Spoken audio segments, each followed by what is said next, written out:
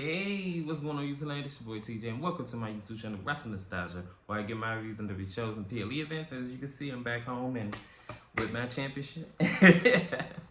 And today we're going to be reviewing SmackDown. Before I get into my review, just go ahead and give that thumbs up, a like, helps push my video to the algorithm. Without further ado, let's go ahead and get into my review of SmackDown.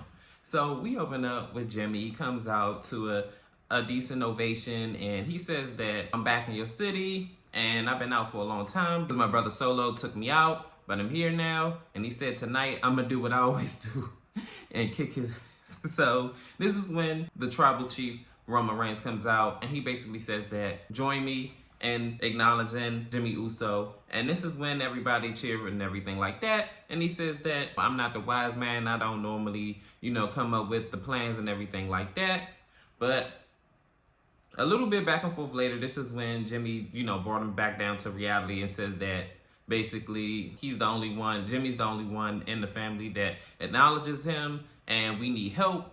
And, of course, they're alluding to Jey Uso. So this is when Roman Reigns says, no yeet. So if I had to make a guess, I feel like where they're going to go with it is they're going to try to get Jey back into the bloodline some way, somehow.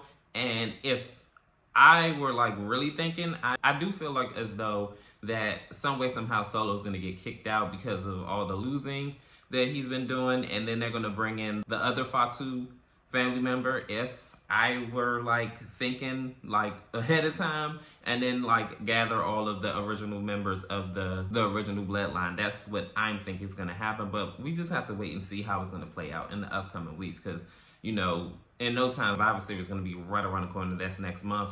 And I'm not going to lie, I'm tired of the War Games thing. They shouldn't do it every Survivor Series, honestly. They need to go back to the traditional brand versus brand. I mean, what's the point of having two separate general managers if you're not going to go brand for brand? And this whole other brand for brand thing they're doing at Crown Jewel is not it. Look, y'all should do that Survivor Series. Leave it at Survivor Series. Don't know what's going on with Triple H and this obsession with this whole War Games thing, but it's getting old really fast and he needs to end it yesterday. In our first matchup, it is LA Knight putting up his United States Championship against Carmelo Hayes. So the two start off with LA Knight already striking him, and then he bouncing off the ropes, and Carmelo Hayes is not getting out of the starting gates. Then Carmelo Hayes winds up getting on the outside of the ring, and then he's arguing with somebody, his imaginary friend or something, because I don't see nobody quite yet. And then this is when LA Knight winds up drop kicking Carmelo Hayes, and then all of a sudden the camera pans off and it is Andrade, and I'm all like, where did he even come from? So then the two still going back and forth, and then after commercial break, Carmelo Hayes has LA Knight in the headlock, and then he winds up fighting it out of it. The two go back and forth later, and I remember they had a really nice sequence where LA Knight tried to do the BTF, and he winds up pushing down on the mat, escaping it. And then I remember Carmelo Hayes tried to do his big leg drop, the whole nothing but net move. He misses that. Two have a little back and forth later. And then finally, LA Knight hits his BTF. And then 1, 2, 3, he successfully retains his United States Championship. I tell you one thing, this match was actually really, really good. And I remember Andrade said, put the fries in the bag, bro, you're done. I said, yo, not using his own line against him, but I guess the direction is going to be Carmelo Hayes running it back with Andrade, and I'm all right with that. In our next segment, Jimmy Uso winds up running into Cody Rhodes, and then this is when Cody Rhodes said thank you for what happened at Bad Blood, having my back or whatever, and this is when Jimmy was like, oh, consider it a favor, but yeah, don't expect any more though. So Cody Rhodes said, oh, so you're going to fight Solo tonight? He says he's not the same since you left. And he said, yeah, gotta handle business. And I see from the looks of things, you're handling yours too. And he points to the championship. I was like, oh boy. Wonder what's gonna happen here. But as we all know, the tribal chief is no longer the champion anymore. So I guess he letting them know that, hey, you doing your thing right now, but my cousin gonna whoop eventually.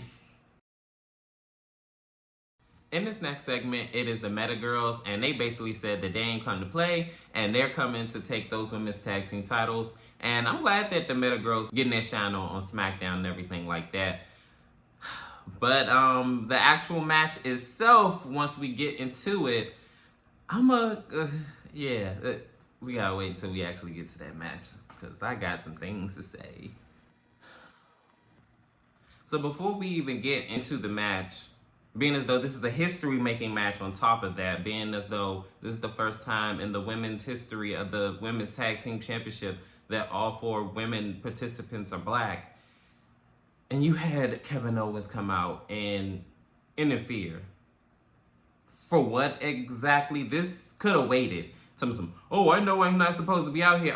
Yeah, no, Sherlock. Like, get out. So then he's sitting there talking about Cody turned his back on me. And I'm like, forget all that. Nobody cares right now. Like, why did you have to come out during this part? Why couldn't you come out during Jimmy's set? Or Roman when he came out? Like, what? Why couldn't you had your own backstage segment and got an interview and talked about why did you, like... So he's sitting up there to cut off the mic. I'm like, good. Put the fries in the bag, bro. Like, deuces. So then he continues to try to talk, and I'm just like, oh my, nobody cares. And then as time goes on, all of a sudden Cody Rhodes comes out. Then Randy Orton. Then Randy Orton gets in the ring before he could get to Cody, and then he winds up elbowing him, and I'm just like, look. And then Randy socked him in the face, thank goodness, because I'm not gonna lie, I really wanted to reach through that screen and choke the living crap out of Kevin Owens, because like, this was like BS. Like, I did not want to see him out here right now, and let's just go ahead and get into the match, because this is really getting my blood boiling. So up next, it is Bianca Belair and Jade Cargill putting up their women's tag team championships against Jakara, Jackson, and Lash Legend. So the match itself, being as short that it was, it definitely didn't disappoint. I just wish they would have had a little bit more time. Lash and Jakara already start off this match with them attacking Bianca and Jade and taking Jade out of this match with a drop kick and then sending Jade into the ring post. And then throughout the match, they are working on Bianca Belair, beating her down and doing high impact moves and everything like that. They almost got the win with that RKO into a face buster type move, but Jade Cargill winds up breaking up the pinfall. And then a little bit back and forth later, it looked like Jakara and Lash were gonna do some damage outside of the ring, but Chelsea Green winds up getting in the way inadvertently, and she gets a big boot in return. And then I hate the fact that they are still going with this Chelsea stink thing, because I'm pretty sure she took a bath like from last week and this week. Like, come on, like, stop playing so much. So he all like, oh, Chelsea, you stink. So back in the ring, Bianca Belair gets the tag to Jade Cargill. Jade winds up wiping out everybody, and then they hit their DDT into a German suplex double team maneuver on Jakara, Jackson, and 1, 2, 3. Bianca Belair and Jade Cargill retain their women's tag team championships. The look on their face says it all, because they look aggravated and heated that their match got cut like this. And I was aggravated and heated too, because my whole thing is, and I remember somebody on YouTube said this too, like, they should have had this match on NXT. And I agree, because at first I was like, why are they doing this on SmackDown? And I was like, okay, let's see, because, you know, this is a stage, a big platform for them to showcase their talents, Lash and Jakara. So, all right, cool, whatever. So then the match happened, and I don't even think they got 3 minutes. If it was at least 7 to 5, I would have been like, okay, I mean, because the women's championship matches don't really last all that long anyway. Okay, cool. But like, goddamn, like I said, I don't even think it lasted 3 minutes. I think it was like maybe a minute and a half, maybe 2 minutes, but it definitely wasn't 3. And I was just like, Y'all screwed these girls over. Like, this is their debut. And y'all fumble it like this. Like, I'm upset, Triple H. What were you thinking? You really not beating them allegations, I'm telling you, but hopefully they get their rematch at somewhere in the near future, because this wasn't it, man.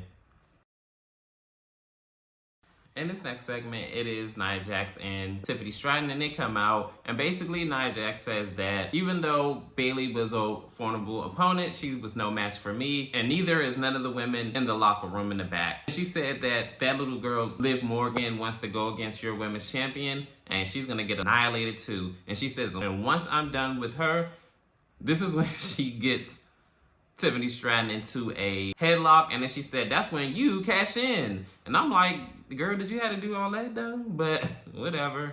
So this is when Naomi comes out, and she says that, Nia, we both know the only reason why you're still women's champion is because your little sidekick, because she's not even a good one, because I pinned her last week just like I pinned you. She said, oh, don't you remember that? So this is when Nia Jax says, well, what I do remember, it took 2 of you to pin me. So she said, do you want to get annihilated tonight, or do you need to go get a partner so that way I can annihilate you both? So she said, I don't need nobody to help me with you. So I was like, oh, so she took a page out of Friday's book.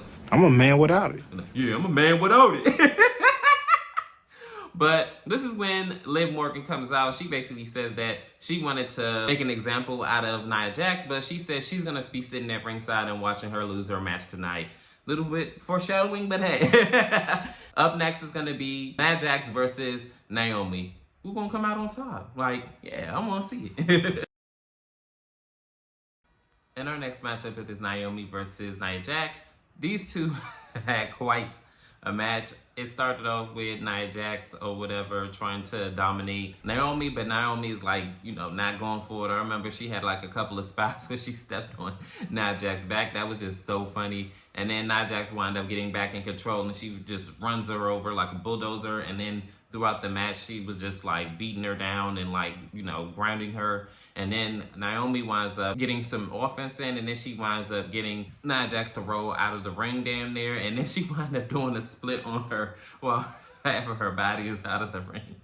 That was just so funny to me. And then the two go back and forth. And then after the commercial break, this is when Naomi looks to be getting a little bit more offense in. And then it looked like Nia Jax, like towards the end of the match, she was about to go ahead and hit the Annihilator. But she winds up getting hit with Tiffany Stratton's briefcase. The crazy thing about it, I thought it was Tiffany at first. It's crazy because they both had kind of like the same outfit on, almost damn near identical to me, except Tiffany had different bottoms, I think. But Naomi winds up hitting a powerbomb off the second rope, and 1, 2, 3, she ends up getting the big win over the women's champion. And then also almost forgot that Raquel Rodriguez was distracting the referee, and then also Tiffany Stratton hit Naomi from the back, and then she tried to hit her with the briefcase, but Raquel winds up being like, no, not today. She said, put that down. And then she get kicked in her face in the process. But I'm glad that Naomi got a big win over the women's champion, and I guess a women's championship match is on the horizon for her. But right after the match, Rhea Ripley comes out, and of course she sits there and dominates like she always do. Not gonna lie, I'm kind of over it. I'm over her booking, honestly. But let's just go ahead and get into it. She winds up coming out, and she beats up Raquel Rodriguez, and then she winds up trying to go after Liv Morgan. Liv goes into the ring where Nia Jax is, and she winds up getting her hands on Liv, but Rhea Ripley winds up booting her out of her championship belt. And then she winds up beating up on Liv Morgan. She tries to go after Dom, but he winds up getting out of there too. And then Liv winds up rolling out of the ring into Raquel's arms, and that's where this segment ends. Like I said before, I'm tired of Rhea Ripley a little bit as far as like her booking, because it's like this unbeatable force or whatever, and it's starting to get annoying. And I'm just like, why did you have to come here? Girl, you're not even a part of this fray any damn way. Like, girl, your show is on Raw. At least with Liv, it made sense because, we're trying to promote the match with Liv and Nia Jax. So unless Rhea is they're about to shoehorn her into the women's championship picture again, I just don't see what the point was her to come out for. But hey, whatever.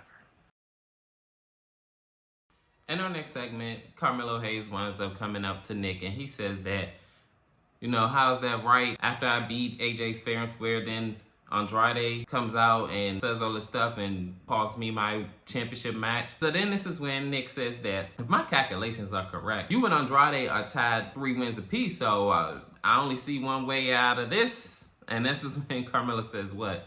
Y'all have another match to break the tie. And whoever breaks the tie want to get a United States Championship opportunity. And Melo, don't miss. So Melo winds up getting out of there. And I guess next week they're going to have this. Like, why have all these matches between the two for it not to pay off at a PLE event where they could really, no commercial break, just go ahead, 15, 20 minutes, go in that ring and tear it up? Why can't we do that?